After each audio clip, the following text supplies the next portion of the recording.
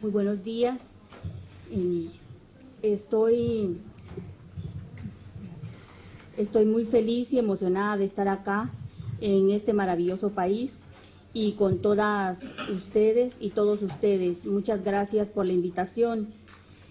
Yo vengo de Guatemala, un pequeño país de América Central, donde la mitad de la población es maya. Voy a hacer un poco de historia.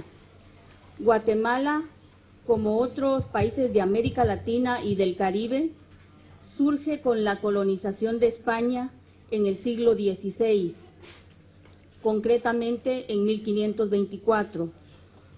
La colonización española interrumpe 5.000 años de historia del pueblo maya al que yo pertenezco.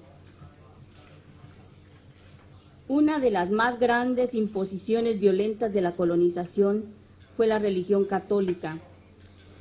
La Iglesia Católica discutió si los indios tenían alma o no, a la vez que destruyó sus conocimientos y su espiritualidad, quemando sus escritos y persiguiendo a los líderes espirituales. Así, mujeres y hombres fueron acusados de hechiceros y hechiceras y servidores del demonio. Hubo persecución y muerte contra tales líderes desde aquel entonces. Aunque también dentro de la misma Iglesia Católica hubo sacerdotes que criticaron estas prácticas de violencia. 3 siglos después, en 1821, ocurre la independencia, que es liderada no por la población maya, sino por los hijos de los españoles nacidos en Guatemala. La gran mayoría de población maya estaba sujeta a servidumbre o a trabajo forzado. Durante la independencia se abrió camino para el ingreso de otros extranjeros blancos a este país, y es a partir de allí que van llegando gente alemana e inglesa, entre otras, quienes van llevando otro tipo de religiones. Así fue llegando la religión protestante a los pueblos mayas. Yo vengo de una familia protestante o evangélica fundamentalista. Esta iglesia, llamada de la Sana Doctrina, fue fundada en 1924 por Carlos W. Kramer, judío alemán radicado en Guatemala.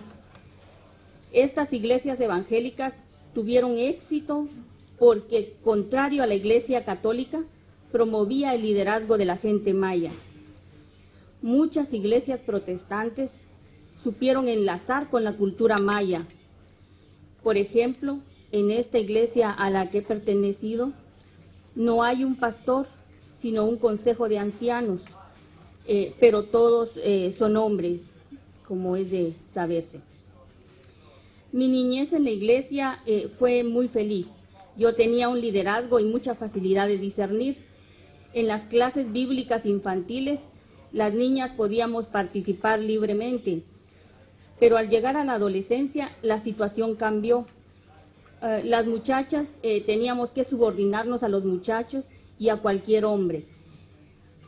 Yo pues no entendía por qué, ni lo aceptaba en ese momento, siendo yo niña.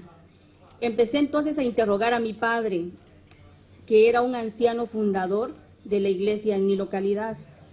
Le preguntaba por qué solo los hombres podían predicar y dirigir. Y él me respondía con la cita de 1 Corintios 14:34, de la que se habló ayer. Las mujeres callen en la congregación porque no les es permitido hablar, sino que estén sujetas. Si tienen preguntas, que las hagan a sus maridos en casa. Así me respondía mi padre, porque no es correcto que una mujer hable en la iglesia.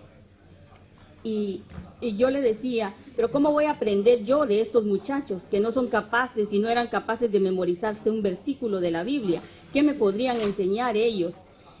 Y él me reprendía diciendo que los preceptos de Dios eran incuestionables y que los hombres tienen el privilegio de hablar por el hecho de ser hombres. Yo no quería tener la experiencia de un Dios que nos crea mujeres y que después nos rechaza. No tenía sentido para mí desde ese entonces. Preferí quedarme con la experiencia de un Dios o diosa, que también la miraba así, bondadoso, misericordioso, comprensivo y bueno.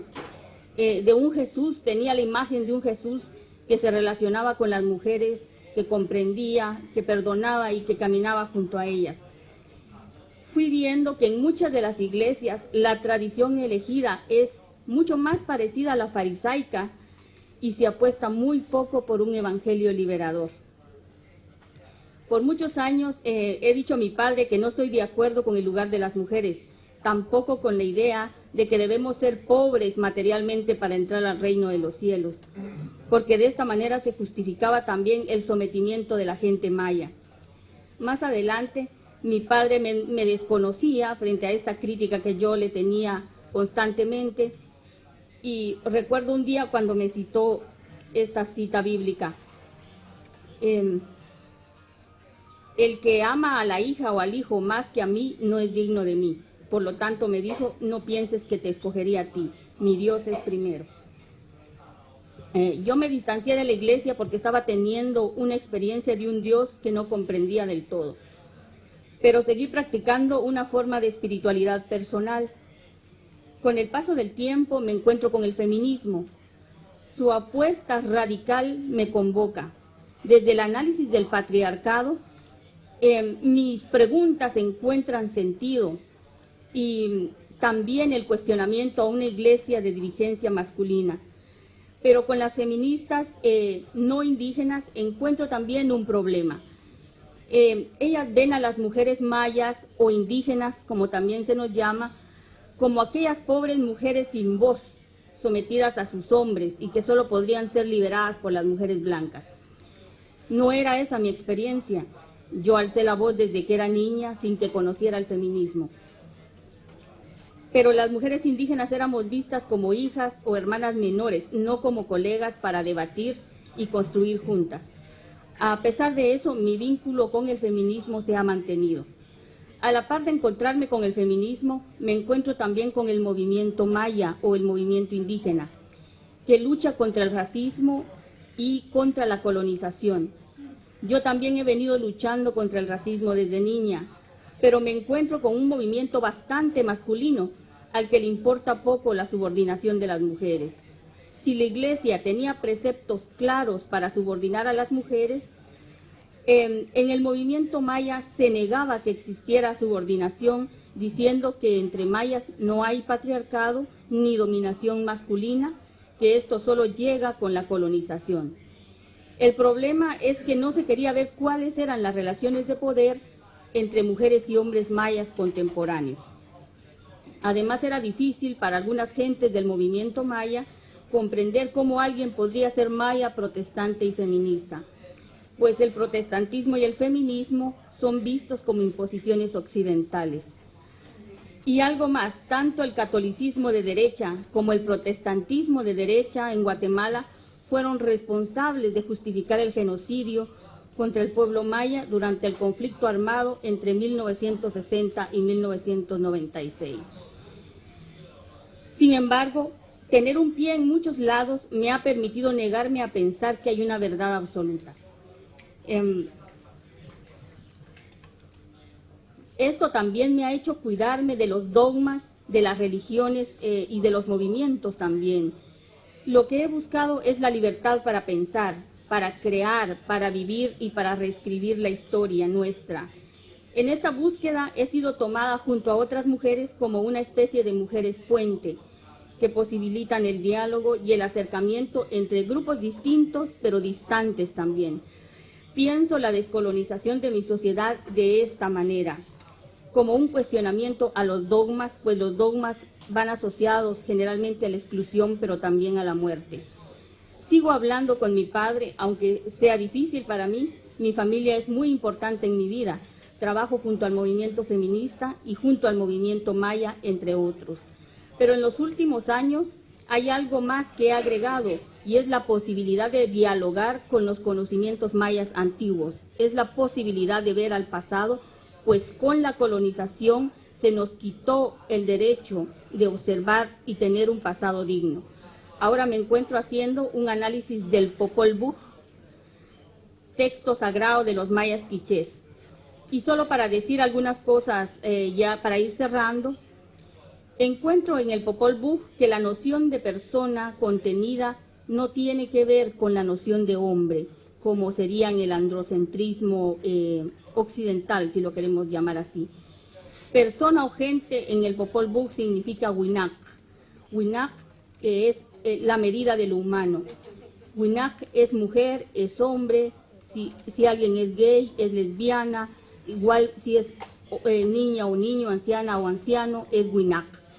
La noción de persona en el Popol Vuh es plural, no es unitaria ni monista. De la misma manera, no es un dios varón el que crea a la gente, sino son 11 parejas de deidades que lo encomiendan a la diosa Ixmucané, quien muele el maíz blanco y amarillo, donde hace a las mujeres y a los hombres que habitan la tierra. La idea de par es muy importante en la cultura maya, porque los pares se complementan de forma interrelacionada y horizontal, donde lo femenino y lo masculino no son opuestos, sino que el uno no puede existir sin el otro. Así hay una epistemología y ontología distinta que es necesario rescatar para tener una memoria descolonizada al cual aspirar los pueblos mayas. De esta manera, pues, mi posición en la vida ha sido el cuestionamiento de la dominación y de los dogmas donde quiera que estos se encuentren. Y por esto le apuesto a la vida y a la libertad. Muchas gracias.